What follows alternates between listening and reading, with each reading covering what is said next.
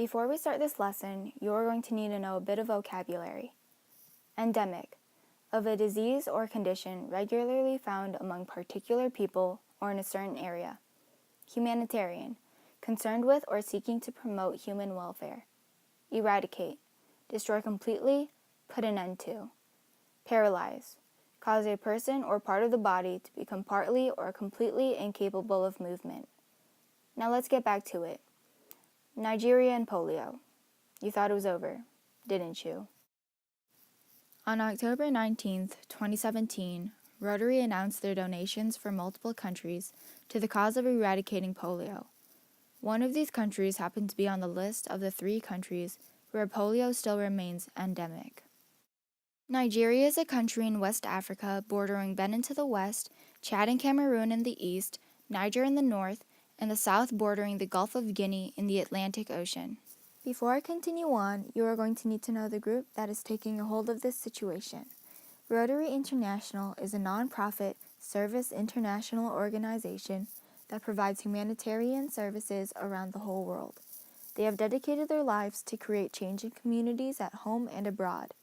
One of the causes that they help is very crucial when needing to be eliminated, mostly because of how crippling it is.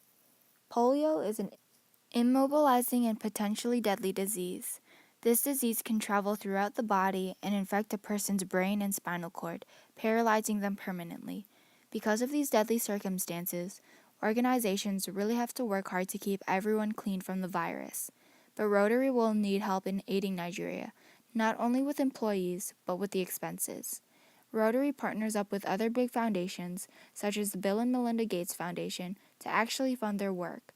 So together with other organizations, Rotary was able to give Nigeria $7.71 million to support immunization and surveillance works towards polio eradication.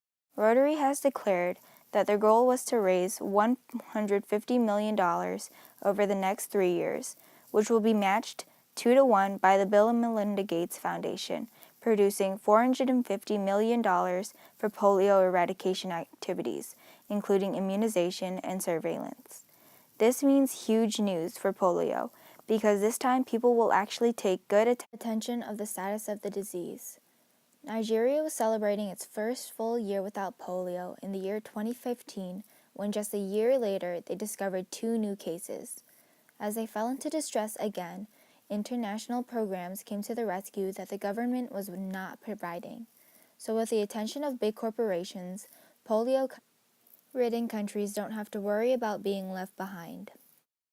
One of the ways Rotary has been able to watch over the status of polio is by setting up surveillance centers for pop-up cases and trouble anyone finds in the field. By setting up areas for people to come to if there's a polio problem, Rotary has been able to monitor polio. Rotary is in charge of the surveillance centers while their partners such as CDC and WHO help out. Together they work to sanitize water, record statuses of villages, and just being there to help if someone needs it. A method they use to check the polio status in an area is by checking the sewage water.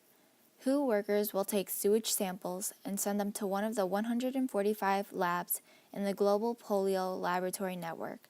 By keeping such a close eye on the position of health, organizations can prevent cases from popping up. But these monitoring effects are massive and cost roughly $100 million every year. Michael Zafran, the new director of polio eradication at World Health Organization, WHO, headquarters in Geneva, Switzerland, said, "It is not surprising that attention would slip after 2 years without a case." Steve Kochi, the point person for polio eradication at the U.S. Centers for Disease Control and Prevention, CDC in Atlanta, agrees by saying, "You lose political commitment very quickly when a disease appears to have disappeared." The Nigerian government didn't completely follow up with the polio situation, and so it was not surprising when 2 new cases popped up. That's why these organizations are so important, because they have to tailor to these specific needs, especially when more than 60% of the country can't do it themselves because they're living in absolute poverty. Other than not being able to help themselves because of no money or no support, some can't receive vaccinations because of terrorist groups such as Boko Haram or local leaders. So the vaccinations are getting harder to give out, and internally, nobody is pushing for growth. The struggle for doctors working on eradicating polio is having to fight for the government's attention, walk into war-torn regions to vaccinate children, and beg donors for money. A new vaccine will get put to use at the beginning of November of 2017. The vaccine, BOPV, is predicted to protect over 10 million children under the age of 5 from polio. The polio vaccine is more than 90% effective in providing immunity to the polio virus. Organizations such as Rotary, the World Health Organization, the United Nations Children's Fund are all working in a massive vaccination campaign to eliminate the polio virus worldwide. In developed countries, most children are routinely vaccinated. There isn't a drug that can kill the virus once it's obtained, but it can be prevented with vaccine. Any treatment directed toward any symptoms that occur due to the disease. So anyone with minor polio are treated with bed rest and over-the-counter medicines to ease muscle aches and fevers. Due to all the frustration, fear, and stress that the disease had laid on Nigerians, other parts that have been taking a toll on them finally become their last straws. Nigerians feel so hopeless about not being heard, and so they hold block rejections where they stop vaccines from flowing into their communities.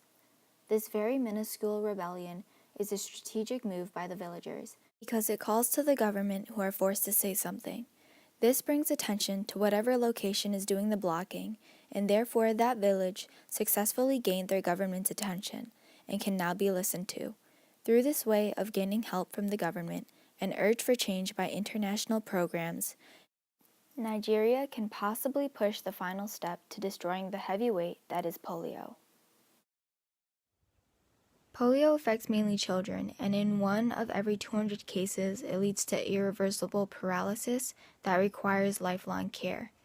An economic analysis by infectious disease experts was created, and they estimated that by preventing about 8 million cases of polio from 1985 to 2035, the GPEI will create net gains of $40 to $50 billion, mostly for developing countries.